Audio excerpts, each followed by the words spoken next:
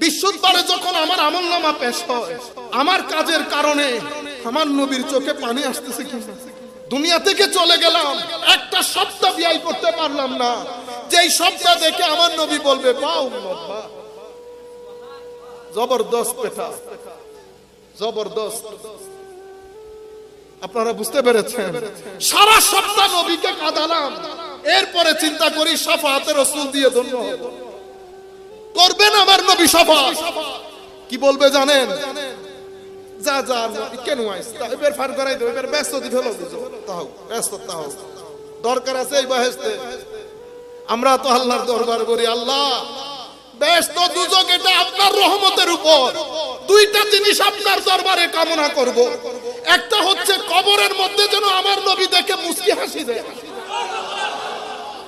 আরেকটা হচ্ছে কিয়ামতের ময়দানে আল্লাহর ওলিরা যখন আল্লাহকে দেখবে, আমরা বলি আল্লাহ জান্নাত জাহান্নাম এক জায়গায়, তোকে দেখা ছাড়া কোথাও যেতে চাই না। তোকেই যদি দেখতে না পাই তো জান্নাত জাহান্নাম এটা কি? ঘরের মধ্যে যখন মা বাবা ভাই বোন একসাথে টেবিলে বসি, এর চেয়ে বড় জান্নাত আর কি? ঠিক না? মা বাবা ভাই বোন, এটা তো আসলে থাকে না।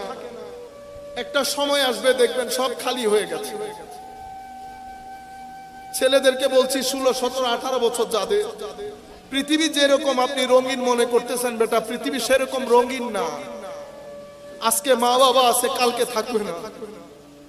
জান দিয়ে ফেললেও দুঃখের কথা বলার জন্য, মাথাটা একটু রেখে মার সাথে একটু কথা বলার জন্য আপনি দুনিয়া উল্টে